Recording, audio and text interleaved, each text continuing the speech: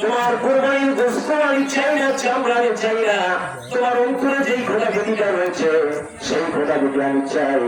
এই খোদাগতিটা দেখবো তোমার কতটুকু আল্লাহ রাব্বুল আলামিন এজন্য রাসূলের মাধ্যমে জানিয়ে দিয়েছেন, বান্দা যখন আমাকে খুশি করার জন্য কুরবানি করবে, এই কুরবানি করার পরে, এই কুরবানি শোনানোর পরে, কুরবানির গলায় ছুরি চালানোর পর রক্ত জমিনে পড়ার আগে আমি আল্লাহ রাব্বুল আলামিন ওই বান্দার কুরবানি কবুল করি।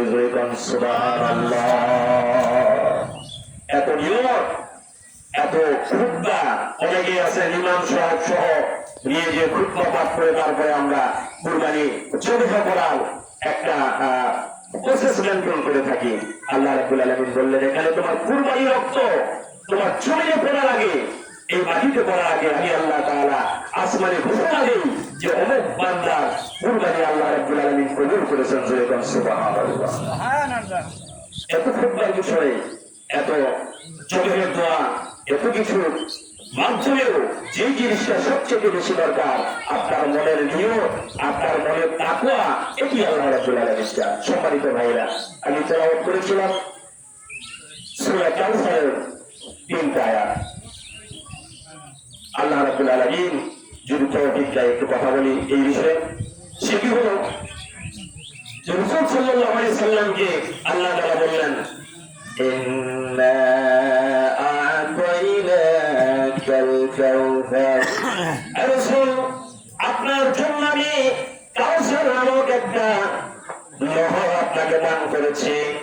কাউসারটা আপনার জন্য দান করেছি। আপনি ইচ্ছা করলেন যে যে উম্মত আপনার কাছে উম্মত হিসেবে পরিগণিত হবে, আপনার উম্মত হিসেবে তারা পরিচিত হবে, এই সকল উম্মতদেরকে আপনি সেখান থেকে পানি পান করালে কিয়ামতের ময়দানে যত পেরেশানি হোক না কেন ওই উম্মত জান্নাতে যাওয়ার আগ পর্যন্ত আর কখনো কোনো পিপাসিত হবে না। জোরে কোন সুবহানাল্লাহ।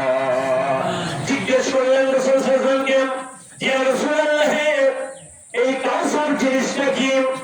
তখন রাসূল সাল্লাল্লাহু আলাইহি ওয়াসাল্লাম বললেন, কাউসার হিয়া নাহারু ফিল জান্নাত। জোরে কোন সুবহানাল্লাহ।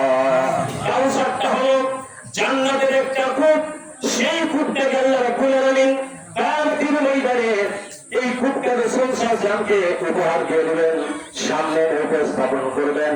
আর রাসূল সাল্লাল্লাহু আলাইহি ওয়াসাল্লাম যাকে উম্মত মনে করবে, যেগুলো আমার উম্মত, আমার পথ মেনেছে, আমার ইসলাম মেনেছে, আমার নবী হিসেবে মেনেছে যারা, শাফায়াতের কথা বিশ্বাস করেছে যারা, আমি ওই সকল উম্মতদেরকে বাঁচায় বাঁচায়, বিশ্ব নবী সাল্লাল্লাহু আলাইহি ওয়াসাল্লাম বললেন, আমি ওই রকম উম্মতদেরকে বাঁচায় বাঁচায় হাউজে কাউসারের পানি পান করাবো। জোরে কোন সুবহানাল্লাহ। হাউজে কাউসারের চেহারাটা হবে এমন সুন্দর, সুন্দর করে স্বর্ণ দ্বারা, ইয়াকুত পাথর দ্বারা সুন্দর করে সজ্জিত থাকবে। রাসূল সাল্লাল্লাহু আলাইহি ওয়াসাল্লাম হাউজে কাউসারের পাশে অবস্থান করবে। করার পরে যখন উম্মতেরা পিপাসিত হবে, পানি পানি বলবে, আল্লাহ রাসূল সেই উম্মতের সুন্দর করে পেয়ালা সহ তাকে পানি পান করা দিবে। জোরে বলো আল্লাহুম্মা আমিন। সেদিন যেন কঠিন মুসিবতের দিনে আপনার আমার সুপারিশ করতে পারে বিশ্বনবী সাল্লাল্লাহু আলাইহি ওয়াসাল্লাম, আর হাউজে কাউসারের পানি পান করাতে পারে। এজন্য আপনি আমি সবাই আল্লাহ রাব্বুল আলামিনের কাছে দোয়া করব যেন আল্লাহ রাব্বুল আলামিন আপনার আমার জন্য রাসূল সাল্লাল্লাহু আলাইহি ওয়াসাল্লামের মাধ্যমে হাউজে কাউসারের পানি পান করার জন্য আল্লাহুম্মা আমিন। সম্মানিত ভাইরা, হাউজে কাউসার থেকে কিছু লোক বিতাড়িত হয়ে যাবে, রাসূল সাল্লাল্লাহু আলাইহি ওয়াসাল্লাম তাদেরকে পানি পান করাবেন না। অন্যথা সত্য কিছু উম্মতদেরকে বিশ্ব নবী সাল্লাল্লাহু আলাইহি ওয়াসাল্লাম হাউজে কাউসারের পানি পান করাবেন না। কিয়ামতের কঠিন মুসিবতের সময় জিজ্ঞেস করা হলো, তাকে বিশ্ব নবী এই কাউসারের পেয়ালা থেকে দূরে নিক্ষেপ